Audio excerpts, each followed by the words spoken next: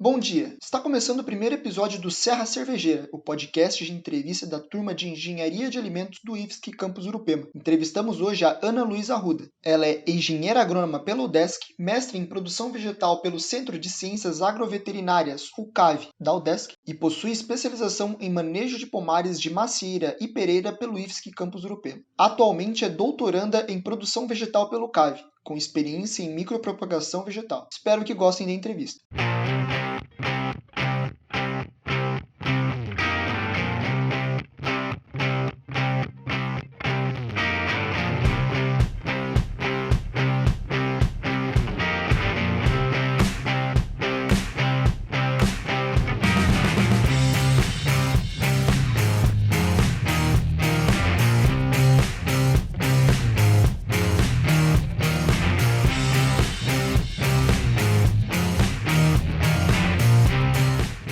Bom dia, Ana. Bom dia. Bom dia. Vamos começar com a pergunta básica filosófica de todo podcast. O que seria a cerveja? O que é considerado cerveja? Bom, então, de acordo com a lei federal brasileira, né, a cerveja ela é definida como uma bebida obtida através da fermentação alcoólica do mosto cervejeiro. E o que é esse mosto cervejeiro? Ele é preparado com malte, com água e com lúpulo através da ação das leveduras, sendo que esse malte ele pode ser parcialmente substituído por adjuntos cervejeiros. Então, de acordo com a legislação brasileira, essa é a definição de cerveja. E do que ela é composta mesmo? Do que é feita a cerveja?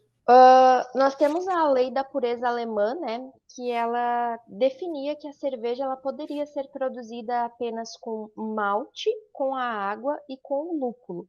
Naquela época, a levedura ela não fazia parte, ela não era considerada um ingrediente. Atualmente, até mesmo na Alemanha, né, essa lei ela não é mais obrigatória, apesar de muitos cervejeiros, né, ainda adotarem essas características. Mas então a cerveja, a gente tem uma grande infinidade, né, uma diversidade muito grande, e o cervejeiro ele tem a liberdade, né, de escolher adjuntos cervejeiros que vão ir na sua receita de acordo com cada objetivo. Do que é feito o malte? O que é o malte? O malte, ele é considerado, né, como qualquer cereal que passe pelo processo de malteação. E o que é esse processo de malteação, né? Os grãos, eles são umedecidos para que se dê início ao processo de germinação do grão, e é através dessa germinação que serão produzidas enzimas específicas que vão quebrar o amido em açúcares fermentáveis. E esses açúcares servirão como alimento, né, para as leveduras lá durante a etapa de fermentação. Então, esse malte, quando germinado, né, umedecido germinado, tem que interromper essa germinação através de um processo de secagem. E dependendo do grau dessa secagem, a gente vai ter, né, colorações e aromas específicos que vão ser conferidos, né, de acordo com o grau dessa secagem. Quando a gente fala em malte, tradicionalmente a gente está falando em malte de cevada, que é o mais utilizado. Então, se a gente está se referindo a um malte de outro cereal, por exemplo, de trigo, tem que vir acompanhado com a palavra, né, desse cereal, por exemplo, malte de trigo, malte de aveia. Mas quando falamos em malte, teoricamente estamos nos referindo ao malte de cevada. O que seria essa levedura que é usada no processo? As leveduras, elas são fungos, né, unicelulares, que vão consumir os açúcares fermentáveis presentes no mosto e vão transformar esses açúcares em etanol e em gás carbônico.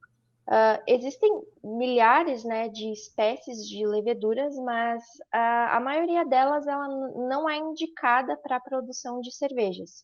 Então, tradicionalmente, na prática, né, para fazer a cerveja, a gente utiliza duas espécies do gênero Saccharomyces, a Saccharomyces cerevisiae e a Saccharomyces pastorianus. E também o que seria o lúpulo? Lúpulo também faz parte da cerveja, né? Isso, o lúpulo é muitas vezes considerado a alma da cerveja, já que se a gente trocar, por exemplo, a cultivar de lúpulo que está sendo utilizada, ou a quantidade, ou o momento de adição, vai dar uma origem, né, a uma cerveja com características totalmente distintas em termos de amargor e de aroma. Mas o lúpulo, ele é uma planta trepadeira, que ele é capaz de crescer dezenas de centímetros por dia. Então, ele pode atingir de 5 até 8 metros de altura.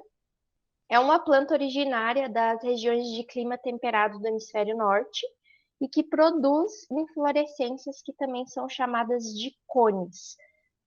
O nome científico do lúpulo é Humulus lupulus e ele pertence à família Cannabácea, que é a mesma família da maconha.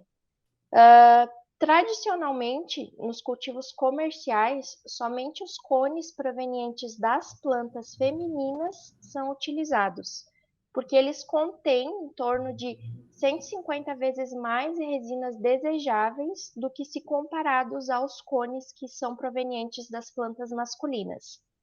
E é dentro desses cones que são produzidas as resinas. Essas resinas, elas são produzidas nas glândulas de lupulina.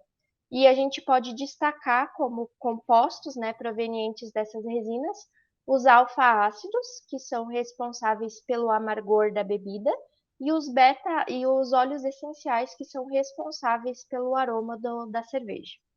E esses seriam os componentes químicos da cerveja? São Os, todos esses? Isso, os componentes químicos para amargor e para aroma, eles são produzidos nas glândulas de lupulina que estão presentes dentro dos cones que são produzidos pelas plantas femininas. Tem mais algum tipo de componente químico na cerveja? Sim, tem. A gente pode encontrar, né, compostos fenólicos, flavonoides, diversos outros componentes químicos, mas no geral, né, a cerveja ela é composta de 2 a 3% a 6% de extrato residual, em torno de 2 a 6% de etanol, também dependendo do estilo, né? A gente pode encontrar em torno de 0,5% de gás carbônico e a cerveja, ela contém de 90 a 95% de água. Então, a água é o componente majoritário e ela é bastante importante em termos de qualidade da cerveja. Você falou de alfa-ácidos, presença de alfa-ácidos. Isso altera o pH da cerveja? Qual que é o grau de acidez da cerveja e pH da cerveja quando ela está pronta? Bom, a acidez, ela é definida, né, como a presença de ácidos orgânicos tituláveis na bebida. E o pH da cerveja pronta, ele é ácido, em torno de 4. E esse pH ele faz com que iniba, né, o desenvolvimento de micro-organismos que possam ser deteriorantes para a minha bebida. E, entretanto, né, se o pH ele for muito abaixo disso, ele pode ser considerado sinônimo, né, de contaminação. Mas a cerveja, naturalmente, é um produto ácido.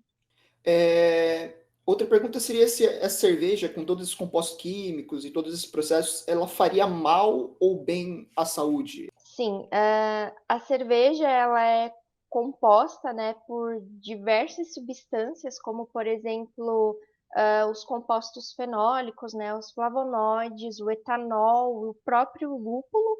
Então, esses componentes eles fazem com que, sim, a cerveja seja benéfica para a saúde quando consumida moderadamente, né? Existem propriedades antioxidantes na cerveja que diversos estudos já revelam que essas propriedades antioxidantes elas já podem ser comparadas à do vinho, né? Então o consumo moderado de cerveja ele pode prevenir doenças cardiovasculares devido ao aumento dos níveis de colesterol bom. Então, devido, né, a essas substâncias, a cerveja pode sim ser considerada benéfica para a saúde.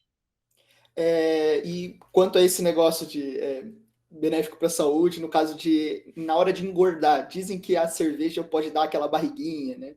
ela é a principal fator, assim? Tem algum motivo da cerveja engordar ou dar aquela barriguinha? Então, a cerveja, ela, como qualquer outro alimento, ela possui calorias, né? Então, se consumida em excesso, ela pode sim engordar, né? Então, o que vai mandar vai ser a quantidade que você vai consumir. Caso ela seja consumida moderadamente, ela não vai ser a grande vilã para te ganhar o peso, né? E em relação à barriga, né, que muitos dizem que a cerveja dá, aí a gente está falando em massa gorda. Quer dizer, a gente não está falando mais em massa gorda, e sim no aumento do volume do estômago.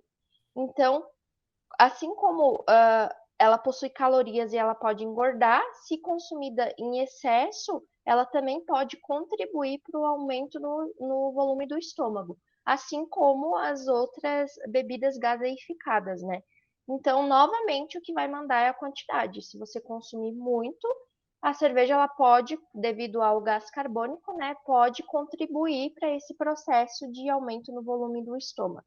Certo, encerro minhas perguntas por aqui, passo a palavra para a professora Leilane. Oi, Ana, muito obrigada Oiê, pela eu que participação. agradeço. Eu disse que ia ser bem simples, ia ser coisa que você convive direto, escuta É, direto. sim. Eu vou fazer uma pergunta bem básica. O que que você acha que o IFSC pode auxiliar vocês nos projetos de vocês? Eu acho que hoje em dia a gente não consegue mais trabalhar sozinho, né? A parceria com outras instituições, ela é fundamental.